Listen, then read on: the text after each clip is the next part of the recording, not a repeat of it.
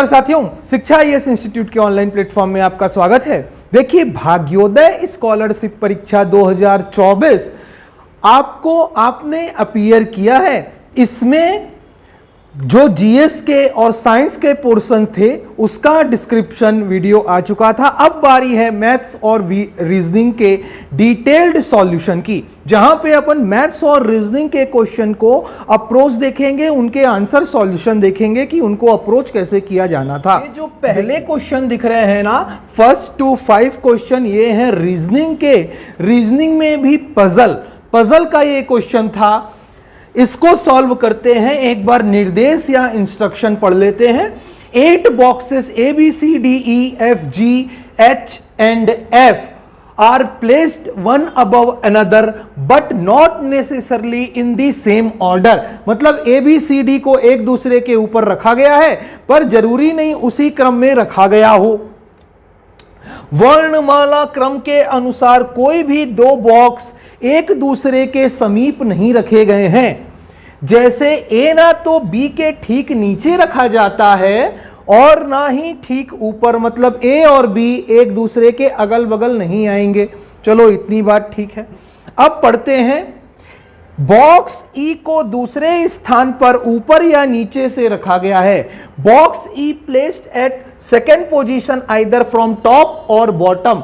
शुरुआत से, स्टार्टिंग से सेकेंड ई होगा या लास्ट से ई होगा, ये कहता है। अब अपन को ये इसके बारे में नहीं पता, तो ये अरेंजमेंट अपन नहीं बना सकते ना कि शुरुआत से आएगा कि स्टार्टिंग से आएगा। तो इसको मार्क कर लो, इसको मार्क कर लेते हैं, इसको बाद में पढ़ेंगे। फिर देखते हैं, केवल 2 बॉक्स एफ और सी के बीच में है।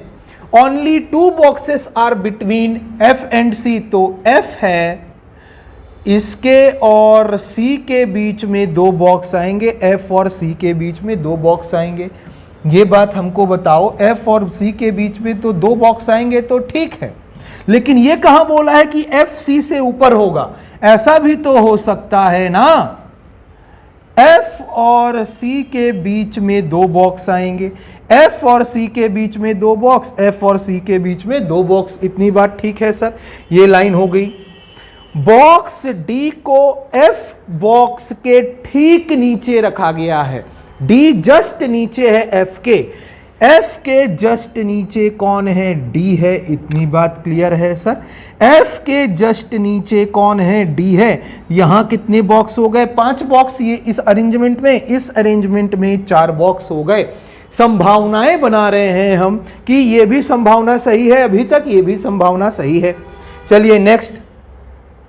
बॉक्स बी को सी के ऊपर रखा गया है। बॉक्स बी को सी के ऊपर। अब देखो, ये वाला आप देखेंगे ना, ठीक नीचे बोला है, ये ठीक ऊपर नहीं बोला। मतलब सी के ऊपर यहां भी आ सकता है, यहां भी, कहीं भी आ सकता है सी के ऊपर। लेकिन यहां पे आएगा क्या? बी कभी यहां आएगा सी के जस्ट ऊपर? कभी नहीं आएगा सर। आप कहेंगे क्यों? क्योंकि अगर बी के सी के जस्ट ऊपर बी आ गया ना, तो ये वाली कंडीशन फेल हो जाएगी। क्यों? क्योंकि जो लगातार वाले बॉक्स है ना, वो एक दूसरे के ठीक ऊपर या नीचे नहीं रखे गए। तो बी और सी एकदम कंटिन्यूअस हैं, लगातार आते हैं, तो एक दूसरे के ऊपर नीचे नहीं रखे जाएंगे। मतलब बी यहां नहीं आएगा, तो बी कहीं ऊपर आ सकता है। सी यहां नहीं आएगा, सी यहां है, बी यहां नहीं आएगा, यहां कहीं आ सकता है। यहां क्यों नहीं आएगा? लगातार नहीं रखे जा सकते। ठीक है भाई। लेकिन शीर्ष पर नहीं, मतलब बी को सी के ऊपर रखा गया है, बी को सी के ऊपर कहीं रखा गया है, लेकिन एकदम टॉप पे नहीं रखा गया, ऊपर नहीं रखा गया। ये बात याद रखनी है। ठीक है, शीर्ष पर नहीं। केवल एक बॉक्स को सी और जी के बीच में रखा गया है। सी और जी के बीच में एक बॉक्स, यहां जी नहीं आएगा, तो ऑब्वियस है इस अरेंजमेंट में जी नीचे आएगा। सी और जी के बीच में एक बॉक्स है, यहां क्यों नहीं आया? क्योंकि यहां पहले से डी है। सी और जी के बीच में एक बॉक्स, यहां जी आ सकता है। इस अरेंजमेंट में देखें तो सी और जी के बीच एक बॉक्स, सी और जी के बीच में एक बॉक्स, ठीक है। सी और जी के बीच में एक बॉक्स, जी यहां भी आ सकता है, यहां भी आ सकता है, लेकिन यहां जी नहीं आएगा। क्यों नहीं आएगा? क्योंकि यहां यदि आपने G डाल दिया ना तो F G दोनों लगातार वाले अल्फाबेट हैं, एक दूसरे के समीप नहीं आएंगे, तो G तो यहां नहीं आएगा, तो C और G के बीच में एक बॉक्स, यहां G नहीं आएगा, तो G कहां आएगा? यहां पे आ जाएगा। C और G के बीच में एक बॉक्स है, ठीक है, इतनी बात। अब देखो कितने हो गए, 1 2 3 4 5 6 7 अरेंजमेंट, इससे संभावना से 7 अरेंजमेंट, 7 बॉक्स रख लिया अपन ने। एक बॉक्स है B को C के ऊपर रखा गया है, C के ऊपर B रखा जाता है, लेकिन एकदम जस्ट ऊपर नहीं रखेंगे, टॉप पे भी नहीं रखेंगे बोलता है, तो यहां पे B नहीं आएगा, ये B नहीं आएगा क्योंकि ये टॉप हो गया, यहां पे नहीं आएगा, मतलब कि ये टॉप पे नहीं आएगा, मतलब B यहीं आएगा। क्यों टॉप पे नहीं आना? B को टॉप पे नहीं आना, लेकिन C के ऊपर आना है, तो यही जगह खाली है, टॉप में कोई और होगा। लेकिन अगर आप देखें ना, 1 2 3 4 5 6 7 8 9 बॉक्स हो गए। यहां बॉक्स कितने हैं? 8। क्यों 9 हो गए? B टॉप में नहीं आएगा, तो B से ऊपर कोई होना चाहिए, और B यहां नहीं आएगा क्योंकि दोनों साथ में नहीं हो सकते। तो अब जोड़ा तो कितने बॉक्स हो गए? 9। तो ये अरेंजमेंट अपनी क्या हो गई? फेल्ड हो गई, ये नहीं होगी। तो कौन सी अरेंजमेंट सही है? जो अभी अपन इस साइड कर रहे हैं, इसको सॉल्व करते हैं। अब देखो भाई, B C के ऊपर आएगा, ठीक है, तो मान लेते हैं B यहां आ रहा है। और कोई देखते हैं कितने बॉक्स हो गए? 3 3 6 और 1 7। ये बात क्लियर है। अब देखो ध्यान से, C के ऊपर B आना है, B यहां नहीं आएगा, तो B यहां आ सकता है। इसके ऊपर यदि किया तो कितने लोग हो जाएंगे? 3, 1 2 3 4 5 6 7 8। एकदम करेक्ट हो रहे हैं। B सबसे ऊपर नहीं आएगा, तो B यहीं पे आएगा, सबसे ऊपर B नहीं आएगा, यहीं पे आएगा B। अब देखो और कौन बच गए? आपने B रख दिया, F D C G रख दिया, A बचा है अभी। A कहां पे आएगा? A यहां पे नहीं आएगा, A यहां पे नहीं आएगा। क्यों नहीं आएगा? A और B दोनों कंटिन्यूअस वर्डमाला में, अल्फाबेट में आते हैं, लगातार हैं, दोनों एक दूसरे के साथ नहीं हो सकते। ठीक है सर, B यहां नहीं आएगा, A यहां नहीं आएगा, A यहां हो सकता है, यहां हो सकता है। और कौन बचा है? E F G, A बचा है, B C D E बचा है। E के लिए उसने कहा है E को दूसरे स्थान पर रखा जाता है, या तो ऊपर से या नीचे से। E दूसरे स्थान पर ऊपर से नहीं आ सकता, तो नीचे से ही दूसरे स्थान पर आएगा। E नीचे से दूसरे स्थान पर। बहुत बढ़िया सर। अब देखो A यहां नहीं आएगा, तो A यहीं आएगा। यहां क्यों नहीं आएगा? क्योंकि A B एक साथ नहीं आ सकते। तो बचा कौन? H बच गया, वो सबसे ऊपर आ जाएगा। अब देखिए आपकी अरेंजमेंट कंप्लीट हो जा रही है। अब क्वेश्चन को देखिए और बनाने की कोशिश करते हैं। Which box is placed at the top? सबसे ऊपर कौन सा बॉक्स रखा गया है?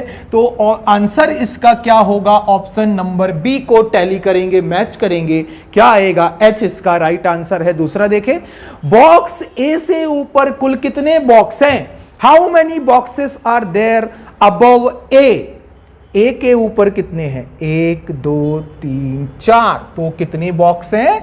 4 बॉक्स हैं। ऑप्शन नंबर C इसका राइट आंसर है। नेक्स्ट, C और G के बीच में कौन सा बॉक्स होगा? C और G के बीच में कौन सा बॉक्स है? बॉक्स E है। ऑप्शन नंबर D इसका राइट आंसर है। फोर्थ, बॉक्स C के ठीक ऊपर कौन सा बॉक्स रखा है? C के जस्ट ऊपर कौन सा रखा है?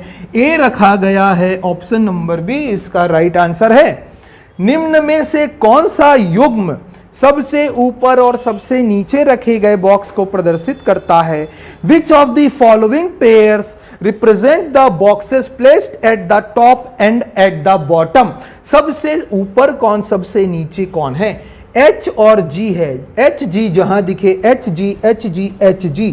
ऑप्शन नंबर कौन सा आएगा आपका? D इसका राइट आंसर है। भाई उम्मीद करते हैं ये आपको पजल समझ में आई होगी। याद रखिएगा इस एक लाइन के कारण ना कोई भी दो बॉक्स एक दूसरे के समीप में नहीं रखे गए, इसलिए थोड़ी पजल हार्ड हो गई। एक बात और याद रखें, जब भी आप एग्जाम में जाते हैं, रीजनिंग अगर आई हुई है और पजल आया हुआ है, सबसे लास्ट में पजल को सॉल्व करें। क्यों? क्योंकि अगर आप बनाने लग गए, इसको बनाने में हो सकता है बहुत प्रैक्टिस करें हैं तो 4-5 मिनट में बन जाएगा, नहीं तो हो सकता है 10 मिनट 15 मिनट आपको लग रहे हैं। कितने क्वेश्चंस के लिए? 5 क्वेश्चन के लिए। लेकिन ऐसे छोड़ना भी नहीं है, इसको प्रैक्टिस करके जानी है, बॉटम लाइन यही है। चलिए नेक्स्ट क्वेश्चन देखते हैं। 5 क्वेश्चन तो हो गए। अगला क्वेश्चन भी रीजनिंग का है, ब्लड रिलेशन का, पॉइंटिंग फिंगर वाला है, किसी को इशारा करते हुए। तो देखिए क्या कहता है, एक आदमी की ओर इशारा करते हुए एक महिला कहती है। क्या कहती है? आदमी की ओर इशारा कर रही है, तो ये आदमी है मान लेते हैं, प्लस को शो किया आदमी से, ये आदमी की ओर इशारा कर रही है एक महिला। क्या कह रही है? उसके पुत्र की बहन, इस आदमी के पुत्र, तो आदमी की शादी हुई होगी किसी महिला से, फिर इसका हुआ होगा पुत्र, ये आदमी का पुत्र, इस पुत्र की बहन, इसकी बहन, ठीक है। मेरी सास है, उस महिला की सास है, ये बहन कौन है? उसकी सास है, तो बहन के पति होंगे, ये लड़की की पति, पति के पुत्र, और इसकी शादी हुई होगी। इस महिला की सास है, ये कौन है? इसकी बहन। तो एक बार और देखो, वो महिला कौन हो गई? ये हो गई। वो महिला इशारा कर रही है, एक बार और देखो, महिला इशारा कर रही है किसकी तरफ? आदमी की तरफ। क्या कह रही है? उस आदमी का पुत्र की बहन मेरी सास है, मतलब महिला की सास है, महिला के पति की मां है। तो वो कहता है, तो महिला के पति का, महिला के पति इसका संबंध किससे? उस आदमी से, इस आदमी से क्या संबंध है? तो ये पति कौन है? पति आदमी का क्या है? आदमी के पुत्री का पुत्र क्या होगा? नाती होगा, ग्रैंडसन होगा। दादा होगा क्या? नहीं होगा। पिता, चाचा नहीं होगा। आंसर क्या आएगा इसका? नाती आएगा। एक बार और देखो, आदमी को इशारा कर रही है, आदमी की तरफ इशारा करके बोलती है, आदमी का पुत्र की बहन, ये कौन है? मेरी सास, महिला की सास, महिला की सास ये है, तो महिला की जो सास, जिससे शादी हुई होगी ना, वो उसकी मां ये है, तो महिला की सास है। अब देखो वो कहता है इस आदमी से उस महिला के पति का संबंध, तो आदमी की पुत्री का पुत्र क्या है? ये बेटी, बेटी का बेटा, नाती कहलाता है। आंसर क्या आ गया? नाती इसका राइट आंसर है। चलिए नेक्स्ट क्वेश्चन देखिए भाई क्या कहता है। There are 5 books of different thickness, A, B, C, D and E. A is thicker than C. A is thicker than C. A C से मोटी है। A एक बुक है, वो किससे मोटी है? C से मोटी है। मतलब ये थोड़ी ज़्यादा, ये मोटी है, ये C कम मोटी है, पतली है मतलब। चलिए, B D से मोटी है। B is greater than D. B D से मोटी है, ठीक है। ई बी जितनी मोटी नहीं है, ई बी जितनी मोटी नहीं है, मतलब बी से कम मोटी है। बी जितनी मोटी नहीं है, मतलब बी से कम मोटी है। चलिए ठीक है, लेकिन सी से मोटी है। कौन? ई बी जितनी मोटी नहीं है, बी से कम मोटी है, लेकिन सी से ज्यादा मोटी है।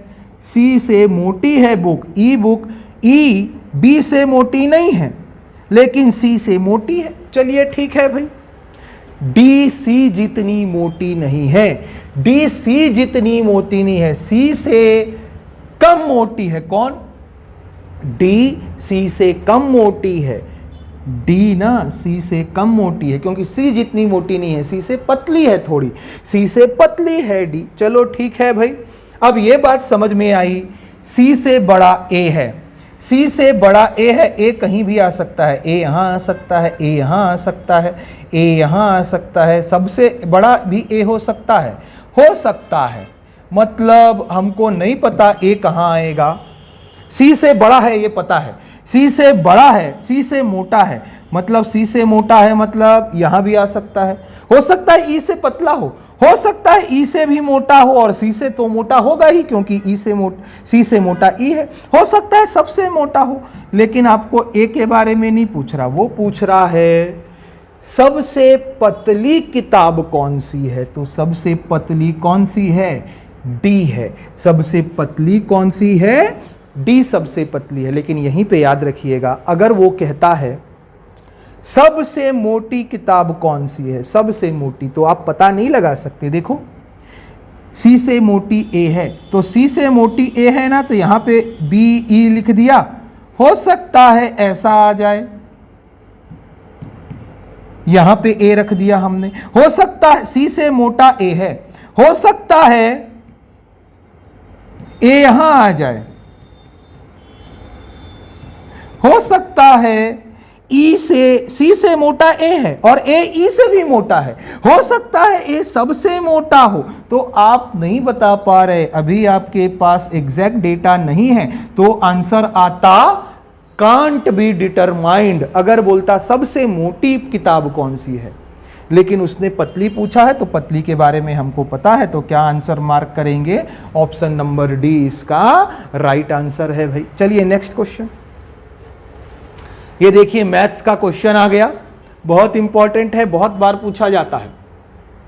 दो संख्याएं एक तीसरी संख्या से 90% और 75% कम है।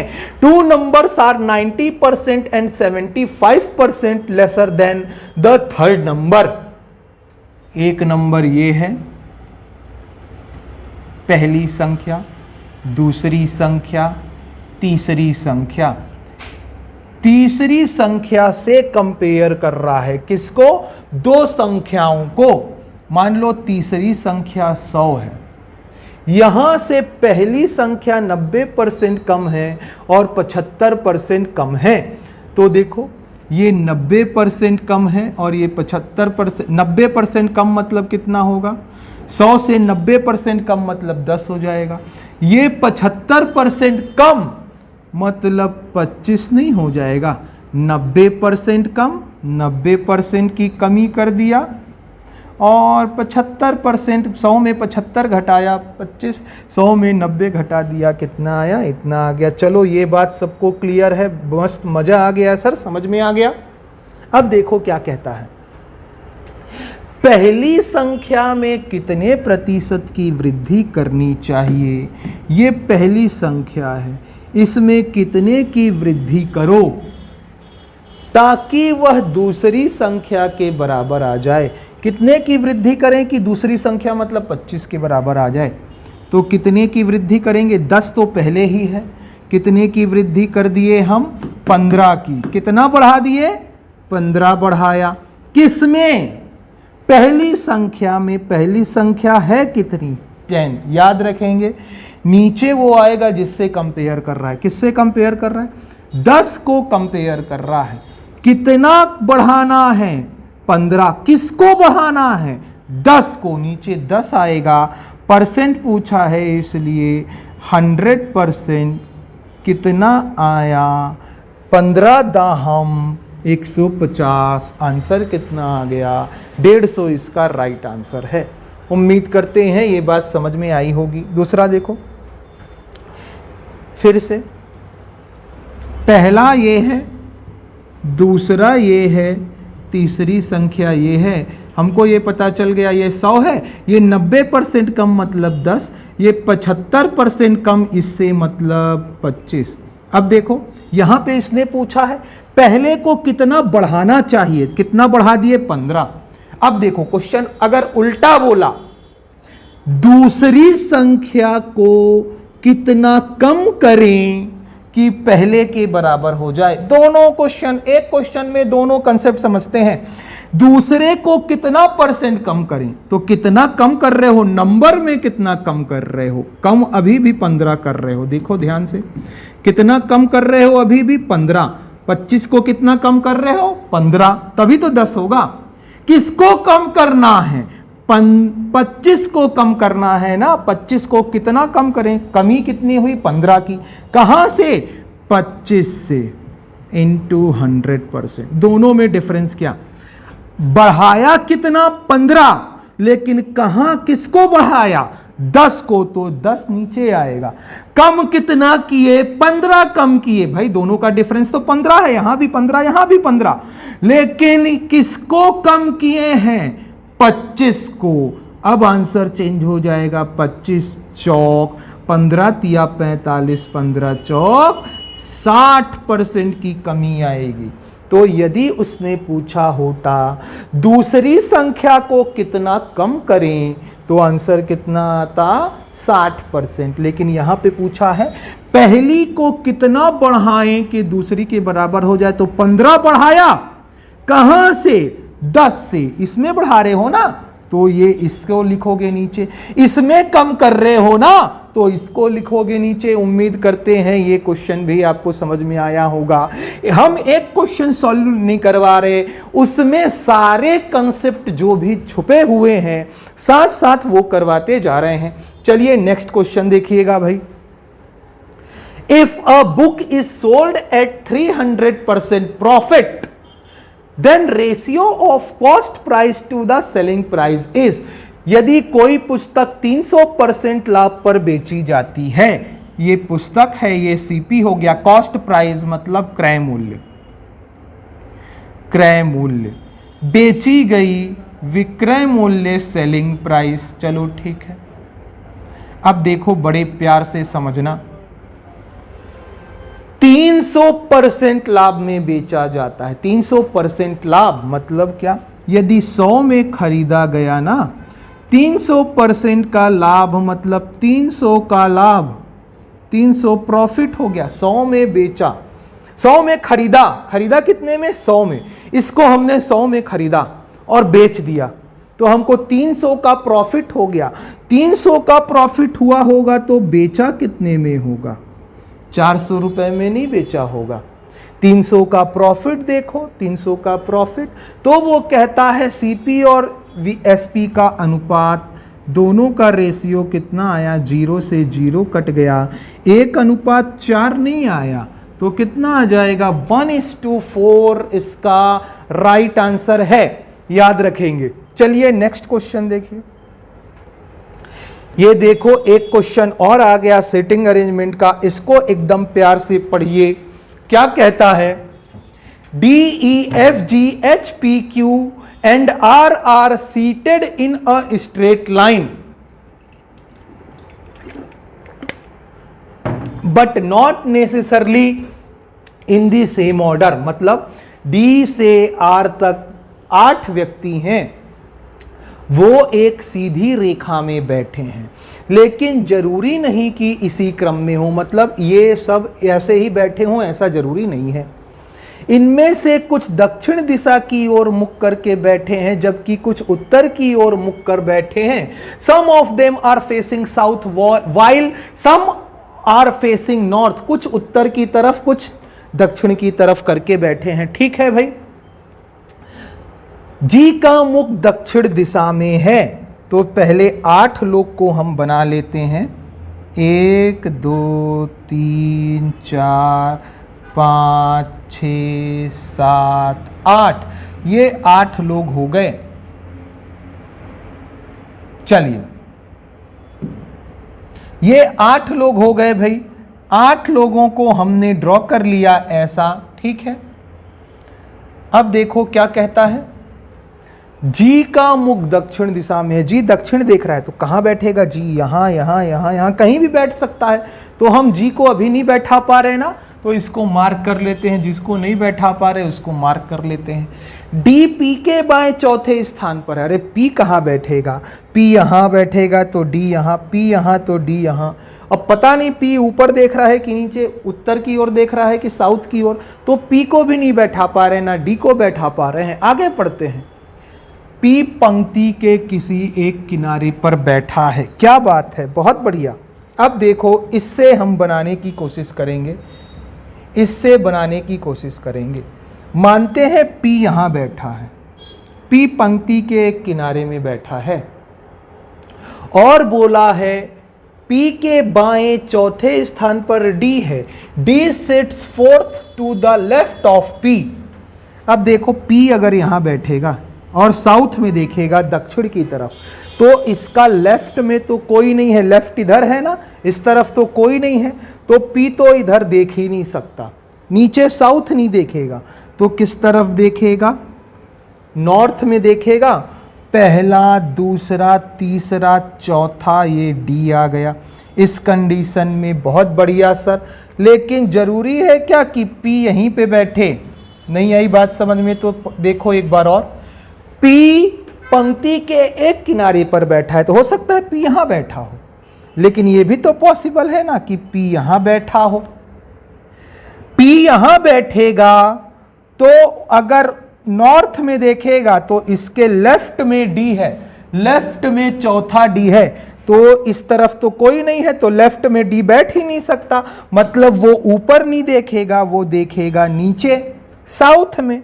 तो इस तरफ डी होगा, 1 2 3 4, डी यहां हो जाएगा भाई। बहुत बढ़िया सर, अब हमने ये बना लिया, इसको मिटा देते हैं, जो बनाते जा रहे हैं उसको मार्क नहीं करते।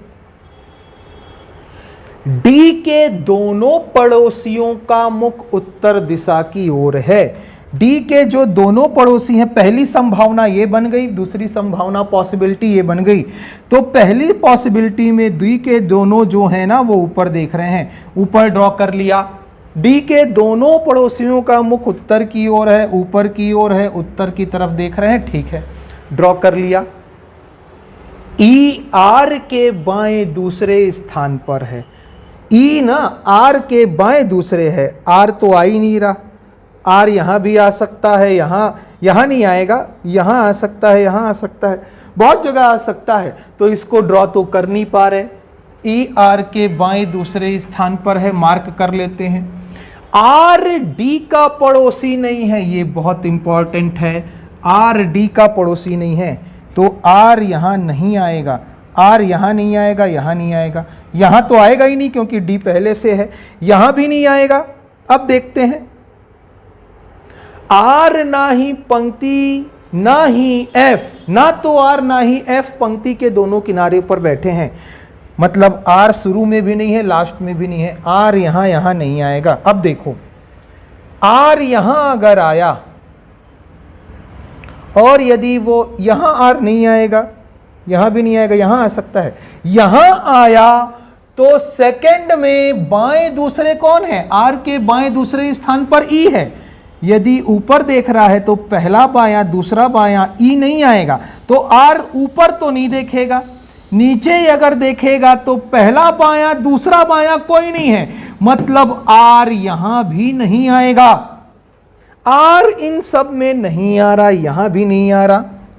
आर यदि यहां आया तो ऊपर देखेगा तो सेकंड बायां पी नहीं आ सकता, नीचे देखेगा, नीचे यदि देखता है तो सेकंड बायां ई नहीं आएगा, बाएं दूसरे पे ई नहीं आएगा, मतलब आर यहां भी नहीं आ सकता। आर इन सब में नहीं आ रहा तो आर यहीं आएगा, लेकिन ऊपर नहीं देखेगा, क्यों? सेकंड बायां ई नहीं आएगा क्योंकि ये लास्ट है, तो आर देखेगा नीचे और यहां कौन आएगा? ई आएगा। ये कंडीशन हमने फुलफिल कर ली आर की इसके साथ, इस पॉसिबिलिटी में, लेकिन जरूरी थोड़ी ना है यही सही हो, ये वाला भी तो सही हो सकता है। तो आर के साथ देखते हैं, चलो यहां देखते हैं सेम कंडीशन, आर यहां नहीं आएगा, यहां नहीं आएगा, आर लास्ट में नहीं आएगा क्योंकि उसने कहा है पंक्ति के दोनों किनारों पर नहीं बैठता। आर यदि यहां आएगा और नीचे देखेगा तो सेकंड में ई नहीं आ सकता, मतलब आर यहां भी नहीं आएगा। आर यहां नहीं आएगा, क्यों? सेकंड में ई नहीं आएगा, अगर इधर नीचे देख रहा है तो सेकंड में ई नहीं आएगा। आर यहां भी नहीं आएगा, आर यहीं आ सकता है और नीचे नहीं देखेगा। क्यों? क्योंकि सेकंड में ई नहीं आएगा, इस तरफ ई थोड़ी ना आना है, इसी तरफ ई आ सकता है। तो यहां पे अब कौन आ जाएगा? ई आ जाएगा, सेकंड में ई आ गया। चलो बहुत बढ़िया सर, अब हम सबको मिटाते जाते हैं, यहां आर नहीं आना था। चलो ठीक है, बहुत बढ़िया। अब देखते हैं, आर का ये वाला हो गया, ठीक है, ये वाला भी हो गया।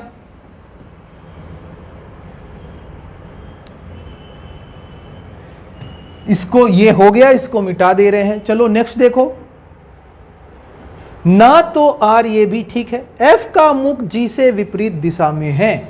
जी दक्षिण में देख रहा है, जी ना साउथ देख रहा है, तो एफ कहां देखेगा? नॉर्थ में देखेगा। ये बात क्लियर है। एफ का मुख जी के विपरीत दिशा में है, दक्षिण में, तो एफ ऊपर देखेगा। ठीक है भाई। एफ के दोनों पड़ोसियों का मुख उत्तर में है। एफ इधर देख रहा है, एफ के बगल वाले भी उत्तर में देखेंगे। ठीक है भाई, मतलब तीनों उत्तर में देखेंगे, एफ के पड़ोसी दोनों और एफ भी। एच क्यू के तुरंत बाएं बैठा है। एच क्यू के तुरंत बाएं बैठा है। एच ना क्यू के बाएं है। अब ये किधर देख रहा है नहीं पता, पर हम ऐसा लिख ले रहे हैं। ठीक है। जी के पड़ोसियों का मुख विपरीत दिशा में है। यदि कोई ऊपर देख रहा है तो ये नीचे, या ऊपर देख रहा है तो दूसरा पड़ोसी नीचे। ठीक है। ई के पड़ोसियों का मुख विपरीत दिशा में है, ई के विपरीत। ठीक है। दोनों किनारों पर बैठे व्यक्तियों का मुख विपरीत दिशा में है। ये नहीं बनाया है अभी हमने, इसको मार्क कर लिया। दोनों किनारों पर बैठे व्यक्तियों का मुख विपरीत है। ये ऊपर देख रहा है ना, तो ये नीचे देखेगा। ये नीचे देख रहा है ना, तो ये ऊपर देखेगा। ये बात क्लियर हो गई। चलो अब नेक्स्ट, अब हम बाकी के क्वेश्चन सॉल्व करने की कोशिश करते हैं।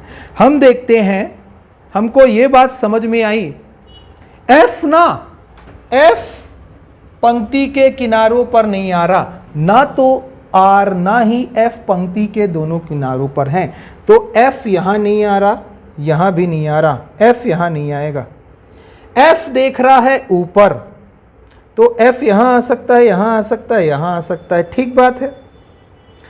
एफ यहां नहीं आएगा, एफ यहां आ सकता है, लेकिन यहां एफ नहीं आएगा। क्यों? देखो, एफ के दोनों पड़ोसी ऊपर देख रहे हैं, एफ का एक पड़ोसी तो नीचे देख रहा है। अगर यहां एफ आएगा तो ये नीचे देख रहा है, तो एफ यहां नहीं आएगा। देख लो, अब एफ यहां आ सकता है, लेकिन यहां आएगा तो क्या दिक्कत है? देखो, यहां अगर आपने एफ डाल दिया, यहां एफ डाल दिया, तो बचे कौन है? एच और क्यू, जो दोनों एकदम आसपास बैठे हैं, तुरंत बाएं बैठे हैं। एच क्यू एक साथ आएंगे, एच क्यू यहां नहीं आएंगे, यहां नहीं आएंगे, यहां नहीं आएंगे, कहीं नहीं आएंगे, तो एफ यहां पे बिल्कुल नहीं आएगा।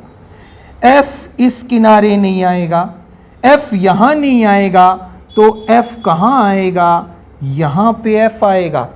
यहां क्यों एफ नहीं आ रहा? यहां क्यों नहीं आ रहा? क्योंकि एफ यहां डाल दिया, तो एच क्यू कहां डालोगे? एच क्यू नहीं आ रहे, एच क्यू नहीं आ रहे, तो एफ यहां नहीं आएगा। किनारे में तो आना ही नहीं है, मतलब एफ यहीं आएगा, एच और क्यू यहां आ सकते हैं। ये बात क्लियर हो गई। एफ के दोनों पड़ोसी ऊपर देख रहे हैं, तो एफ के दोनों पड़ोसी ऊपर देख रहे हैं। ये बात भी क्लियर हो गई।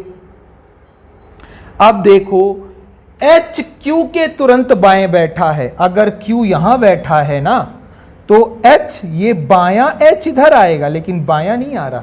क्यू यहां बैठा है तो एच इधर आना चाहिए, लेकिन यहां तो एफ बैठा है, तो क्यू यहां नहीं आएगा, तो क्यू यहां पे आएगा। ऑब्वियस सी बात है, बाएं में एच आना चाहिए। ये अरेंजमेंट एकदम कंप्लीट हो गई। और कौन बचा है? P R D E F, G बचा है, जी यहां पे आ जाएगा। और देखो, जी के पड़ोसी ऊपर नीचे देख रहे हैं, जी का पड़ोसी का मुख अब विपरीत दिशा में है। ठीक है, जी के पड़ोसी का मुख विपरीत दिशा में है, और जी कहां देख रहा है? साउथ देख रहा है। ये बात क्लियर हो गई। तो ये वाली अरेंजमेंट बन गई भाई, ये वाली नहीं बन रही। क्यों नहीं बन रही? देखो, एफ कोंटे में नहीं आएगा, एफ लास्ट में नहीं आ रहा, किनारे पर नहीं आ रहा, तो यहां भी नहीं आएगा, यहां भी नहीं आएगा। एफ यहां पे भी नहीं आएगा। क्यों नहीं आएगा? क्योंकि F के पड़ोसी का मुख उत्तर दिशा में है, F के दोनों पड़ोसी उत्तर दिशा में हैं, F के एक पड़ोसी तो साउथ में है, तो F यहां नहीं आएगा, F यहां नहीं आएगा, F यहां आ सकता है, यहां आ सकता है, F यहां आ सकता है, ठीक है, F यहां भी आ सकता है, यहां भी आ सकता है, F को नहीं देख रहे अब हम देखते हैं कौन है, और HQ G देखते हैं। G यहां नहीं आएगा, क्यों नहीं आएगा? क्योंकि दोनों पड़ोसी ऊपर देख रहे हैं। G के साथ क्या है, एक नीचे देखे और एक ऊपर देखे, तो G एक नीचे देखे एक ऊपर देखे, दोनों ऊपर देख रहे हैं उत्तर की ओर, ऐसा नहीं होगा। G यहां नहीं आएगा, G यहां आ सकता है, यहां नहीं आएगा, G यहां क्यों नहीं आएगा? G यहां आ जाएगा ना तो HQ फिर दिक्कत हो जाएगी, HQ एक साथ आना चाहिए, HQ यहां तो नहीं आ रहा है एक साथ, यहां भी एक साथ नहीं, यहां भी नहीं, यहां भी नहीं, तो G यहां पे कभी नहीं आएगा, G यहां पे नहीं आएगा। अब G यहां पे भी नहीं आएगा, क्यों?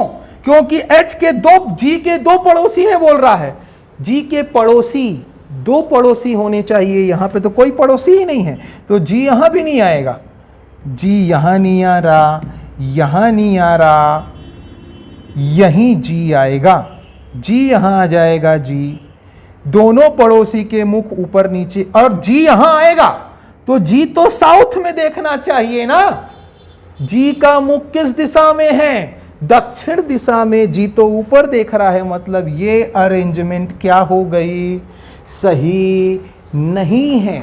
कौन सी अरेंजमेंट सही है?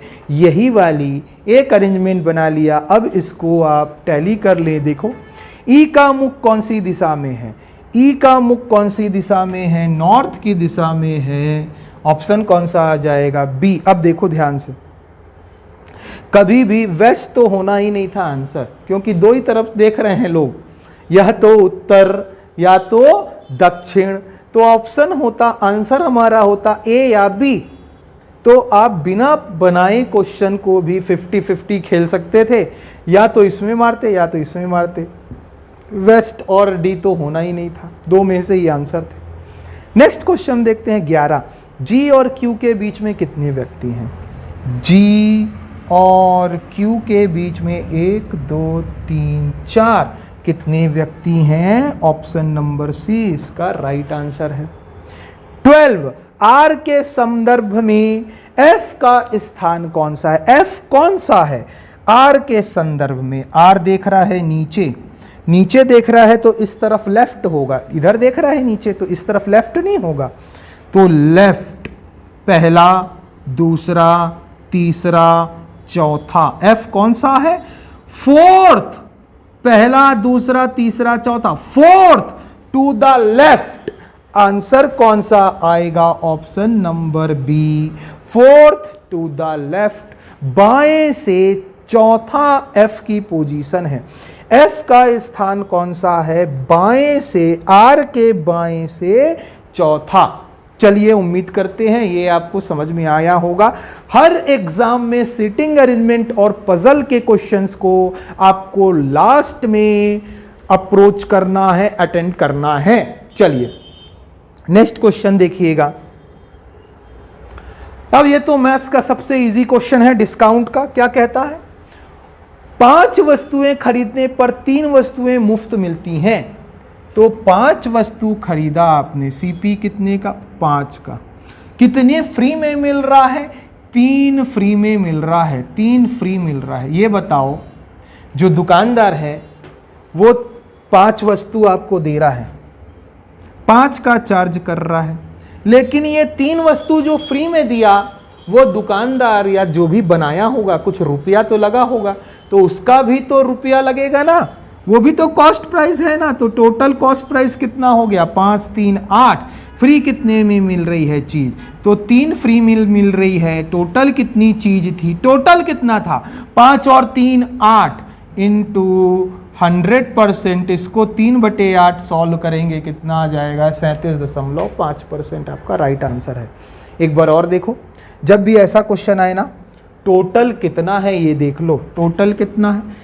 5 खरीदा, 3 फ्री में मिले, टोटल कितनी वस्तु हो गए? 8। 8 में फ्री कितना मिल रहा है? 3 फ्री मिल रहा है। यदि कहता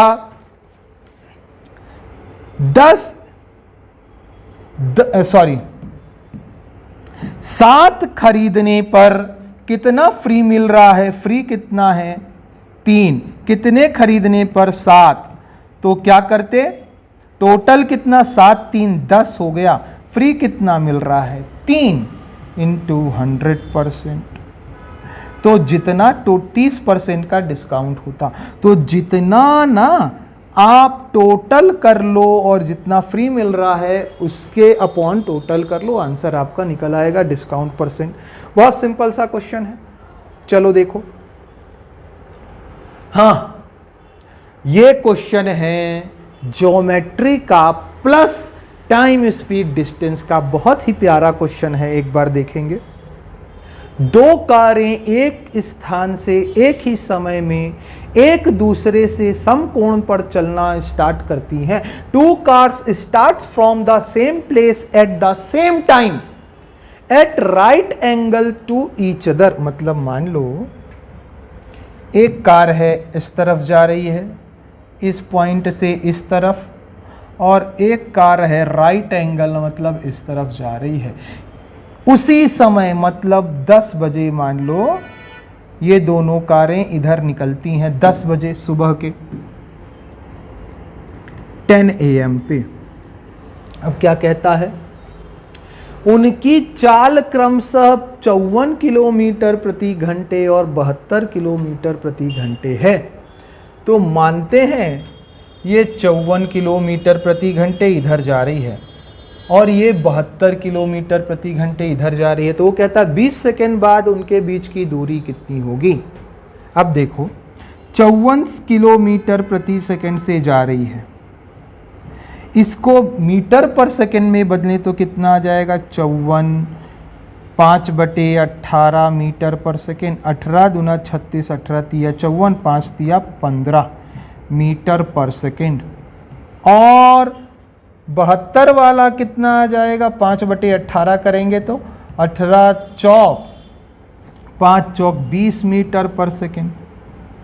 1 सेकंड में 15 मीटर, तो कितने सेकंड चल रहे हैं? 20 सेकंड के लिए।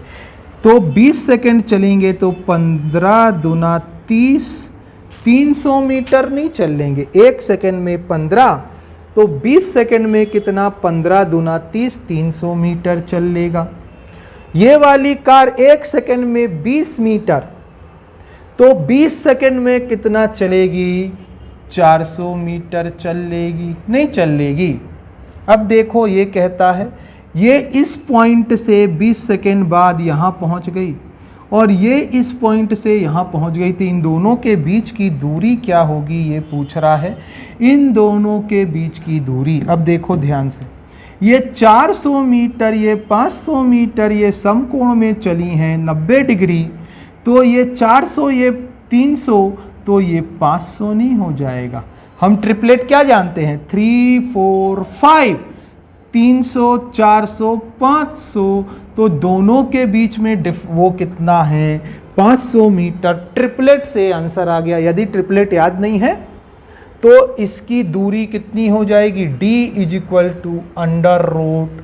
√400 स्क्वायर प्लस 300 स्क्वायर। 400 मतलब 1600, 3 तिया 900, अंडर रूट में √2500 = कितना आ गया? 5 पंचे 25। अच्छा 400 है ना, तो 400 है तो ये माफ कीजिएगा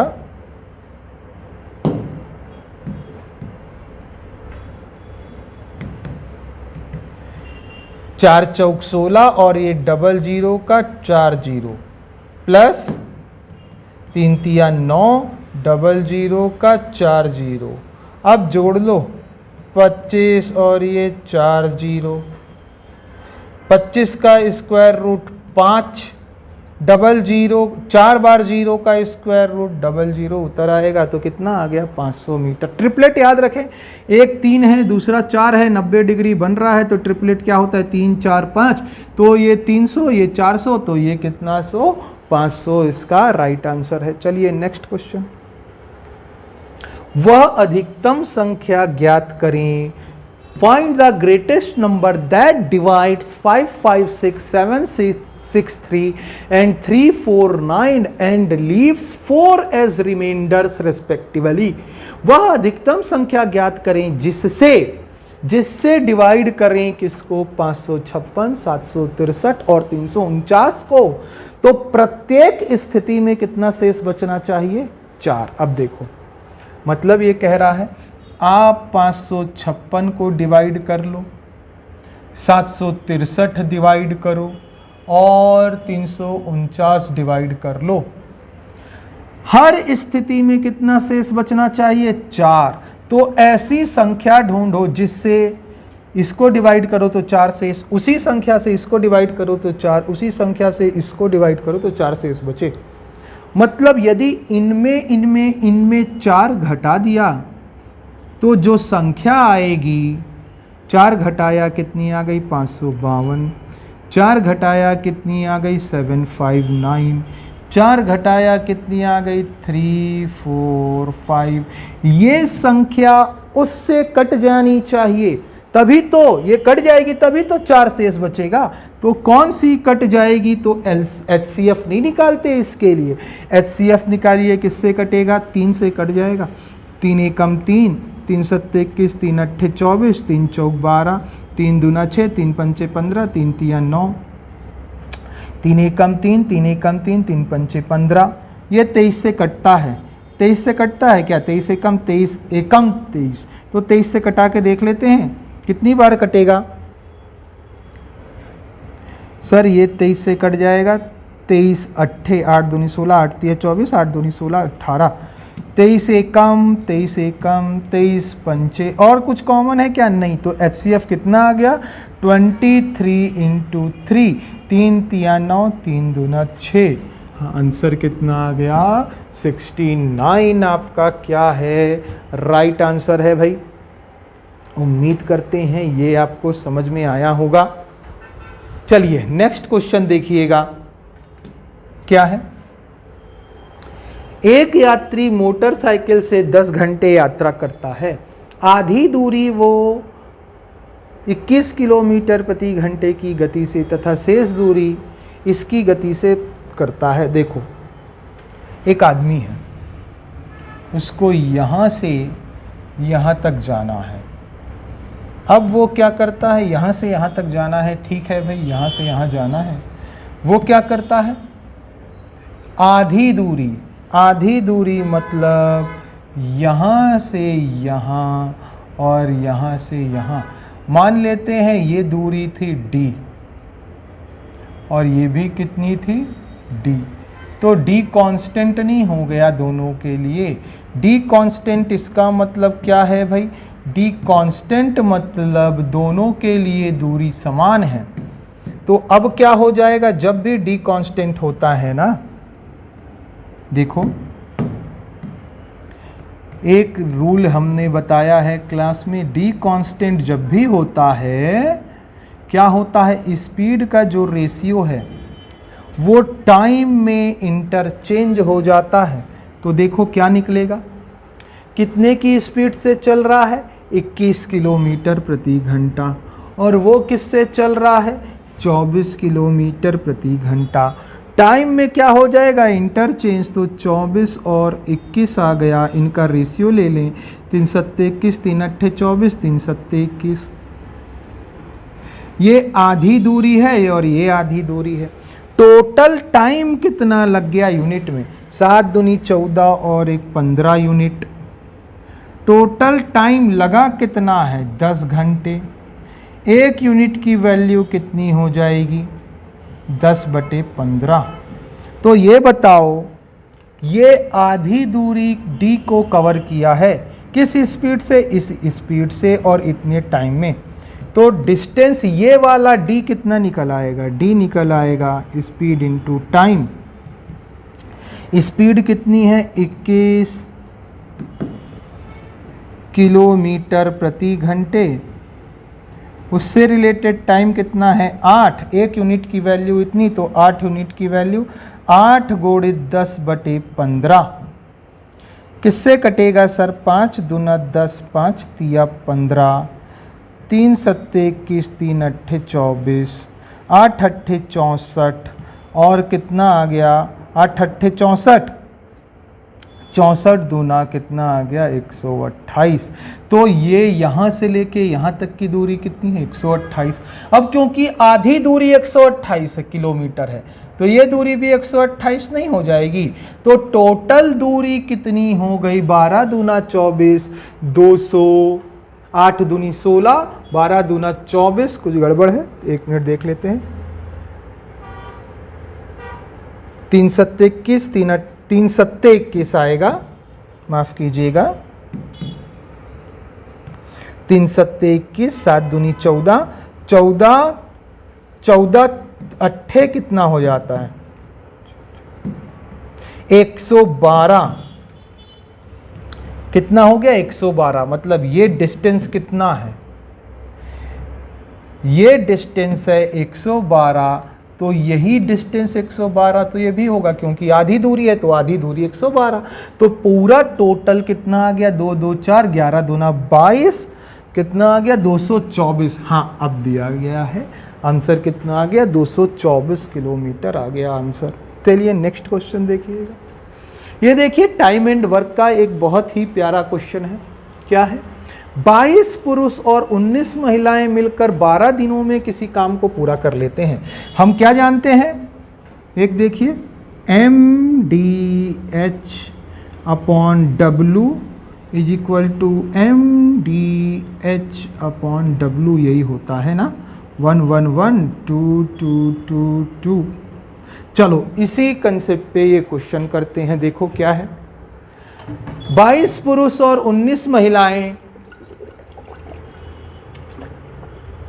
मिलकर किसी काम को 12 दिनों में करती हैं, जबकि 13 पुरुष और 15 महिलाएं वही काम कितने दिन में पूरा करते हैं 18 दिन में। तो 22 पुरुष M कितना है 22 पुरुष और बोला है तो प्लस 19 महिलाएं 19 वुमन कितने दिन में कर रहे हैं 12 दिन में।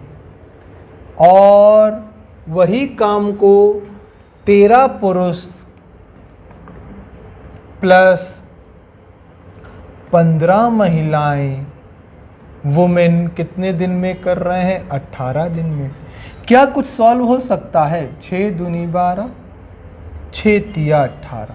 तो इसको सॉल्व करते हैं, क्या आएगा 22 दूना 44 M प्लस 19 दूना 38 W इज इक्वल टू 13 दूना 26, 13 तिया 39 M प्लस 15 तिया 45 W। ये W मतलब वुमेन है। W एक तरफ ले चलते हैं, मैन एक तरफ ले चलते हैं। 44 में 39 चला गया 5M इज इक्वल टू 45 और 38 का डिफरेंस 7W। तो हम ये नहीं कह सकते 1M बराबर क्या आया 7W अपॉन 5। चलिए ये इतना आ गया आपका रिलेशन। अब आगे पढ़ते हैं। तो क्या पूछा है, तो in how many days 9 men and 4 women can complete the same amount of work। कितना 9 men, 9 men प्लस 4 women ये कह रहा है। अब देखो कितने दिन में करेंगे, तो ये वाला रिलेशन है, हम इसको ले लेते हैं। इसको इक्वेट करना है, या तो इसके साथ कर लें या इसके साथ कर लें, क्योंकि तीनों वही काम कर रहे हैं। ये वाला ग्रुप भी वही काम कर रहा है, ये वाला ग्रुप भी वही काम, ये वाला ग्रुप भी वही काम कर रहा है। तो इस ग्रुप से इक्वेट कर लेते हैं। आप चाहें तो इससे भी कर सकते हैं, किसी से भी कर लें। तो 22M plus 19W is into 12 था ना। चलो देखो अब ना जो ये रिलेशन आया है इसको पुट करते हैं। M की जगह हर जगह 7W अपॉन 5 रखो। M की जगह 7W अपॉन 5 रखा, 9 सत्ते 63, 63 और 4 67 W अपॉन 5। एक मिनट, m की जगह रखा 7w/5, 7w/5 9 सत्ते 63, w/5 plus 4w into D यहाँ रखा, 7 दूनी 14, 7 दूनी 14 और 1 15, w/5 प्लस 19 w इंटू 12। अब देखो 5 चौक 20, 20 में 63 में 20 ऐड कर दिया, 83/5 w इंटू ये डी वाला, डेज वाला डी है, 19 पंचे 95 ऐड कर दिया, 5 4 9, 15 9 24/5 w इंटू 12। ये w से w कैंसल, 5 से 5 कैंसल, 3 तिया 9, 8 तिया 24, 3 आया, d इज इक्वल टू कितना आ गया, 12 दूना 24, 12 तिया 36, 36 डेज इसका आंसर है। ऑप्शन नंबर डी इसका राइट आंसर है। देखो ये टाइप जब आता है ना, जब भी ऐसा टाइप आता है आपको ये रिलेशन निकालना होता है, हमेशा ये रिलेशन निकालना होगा और इसको पुट करना पड़ेगा। और आप चाहें तो ये हमने इनसे वर्क कराया ना, इसको इक्वेट किया इनसे, आप चाहें तो इससे इक्वेट कर दीजिए, आंसर वही आएगा, वही 36 डेज ही आएगा। चलिए नेक्स्ट क्वेश्चन, अगला क्वेश्चन है 18वां क्वेश्चन। साधारण ब्याज पर किसी वार्षिक ब्याज की दर से 4300 रुपए की एक राशि 2 वर्ष में बढ़कर कितनी हो गई, 4644 रुपए हो गई। 2 साल में कितना ब्याज लग गया सर? 2 साल में ब्याज लगता है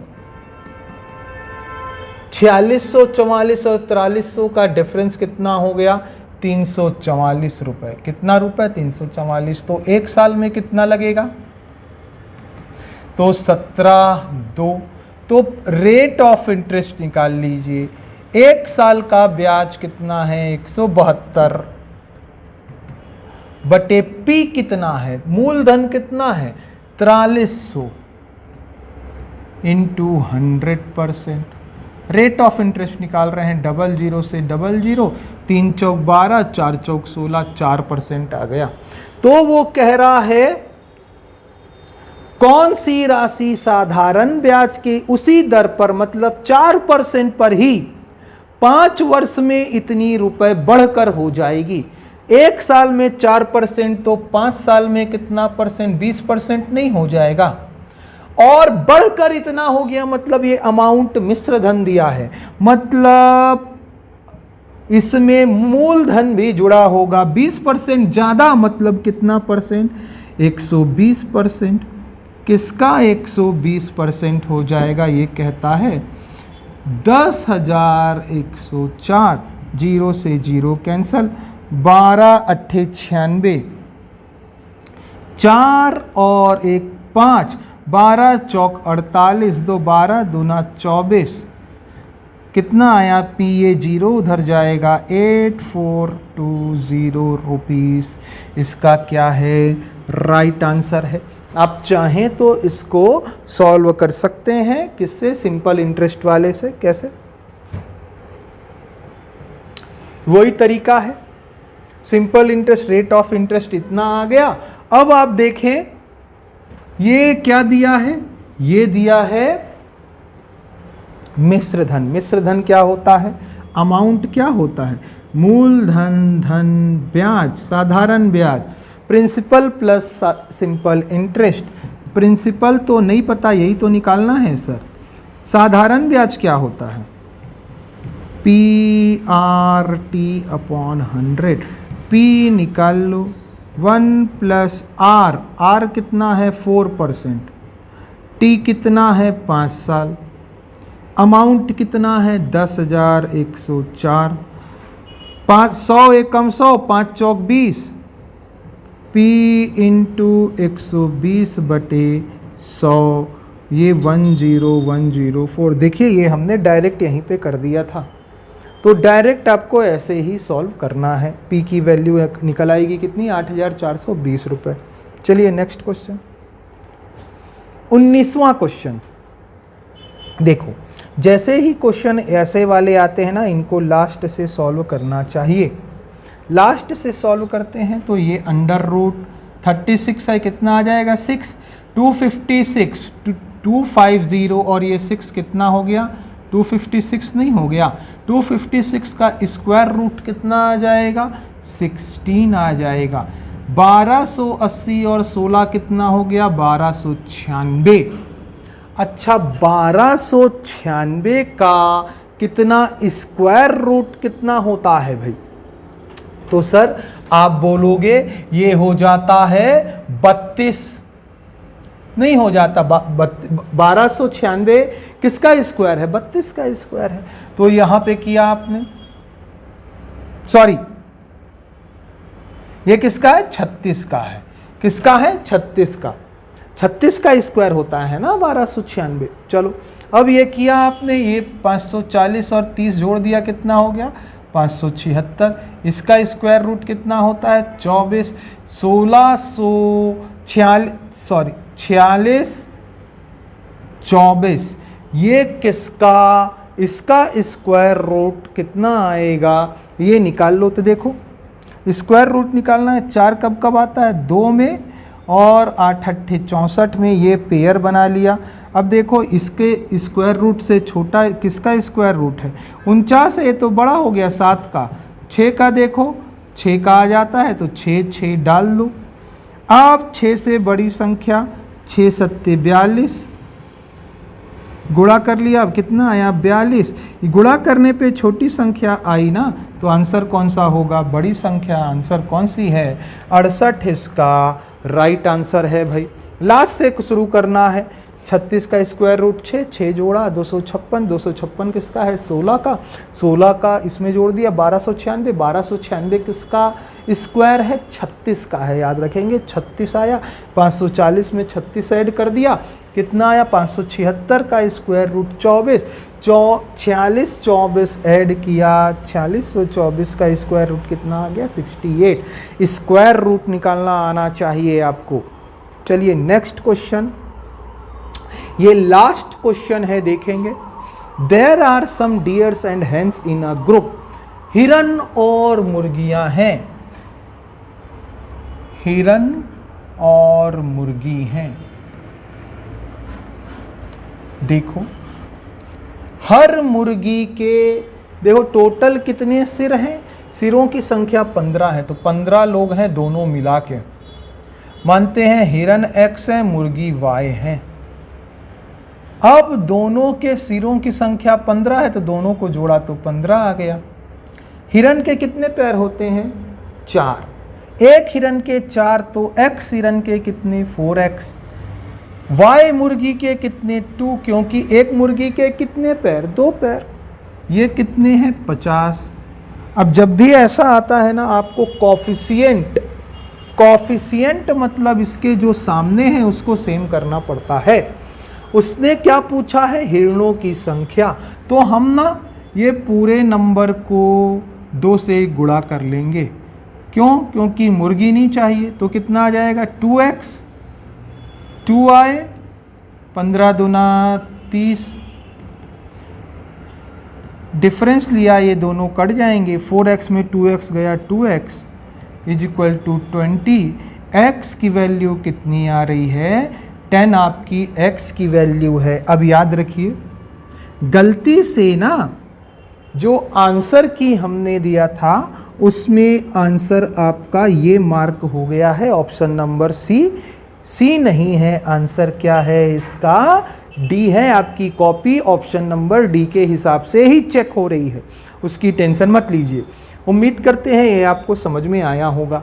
चलिए इसको शॉर्ट में कैसे बनाना है, इस पे एक वीडियो हेड्स एंड लेग्स का YouTube में डला हुआ है, आप जाके चेक करें जानवरों की संख्या पर आधारित प्रश्न, number of heads and legs आप प्लेलिस्ट में देखेंगे, शिक्षा IAS इंस्टीट्यूट के यूट्यूब चैनल में आपको मिल जाएगा। यहाँ पर भी हम कुछ बताने की कोशिश करते हैं। देखो ये ऐसा है, याद रखिएगा ये कब वैलिड होगा, ये फॉर्मूला तभी जब आपको क्या निकालना है, ज़्यादा पैर वाले जानवर निकालने हैं, तब ये लगाएंगे। कैसे?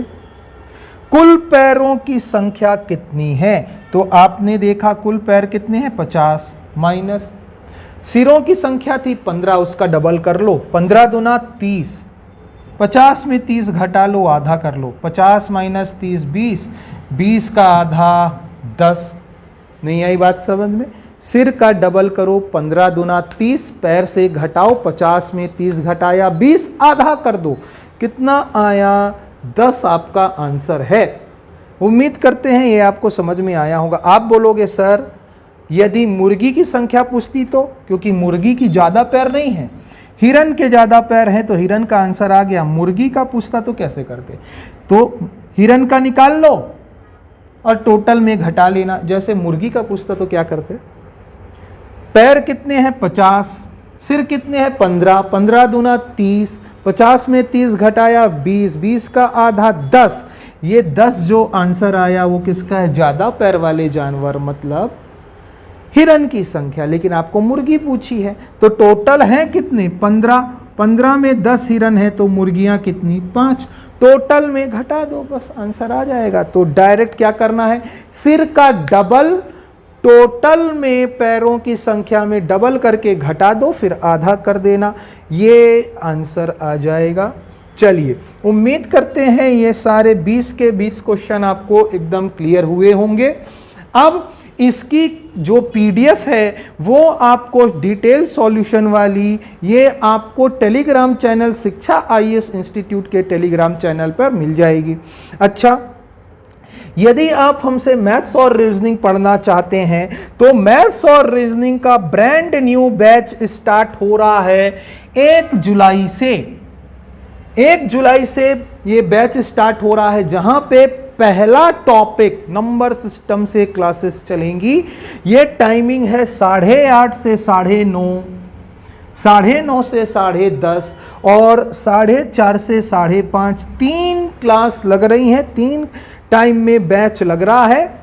और यदि आपको कोई दिक्कत होती है तो इन नंबर्स पे कॉल करके जानकारी प्राप्त कर सकते हैं। टाइमिंग एक बार और देख लीजिए, 8:30 से 9:30 मॉर्निंग में है, 9:30 से 10:30 मॉर्निंग में है, और इवनिंग में 4:30 से 5:30 की टाइमिंग में क्लासेस लग रही हैं। कोई दिक्कत होती है तो इस पे आप कॉल करके हमें और जानकारी प्राप्त कर सकते हैं। CGPSC और व्यापम का बैच भी 1 जुलाई से ही स्टार्ट हो रहा है, ब्रांड न्यू बैच, जहां पे सारे सब्जेक्ट आपको स्टार्टिंग से करवाए जाएंगे। चलिए उम्मीद करते हैं आज का सेशन आपको पसंद आया होगा। मिलते हैं नेक्स्ट सेशन में, तब तक के लिए धन्यवाद।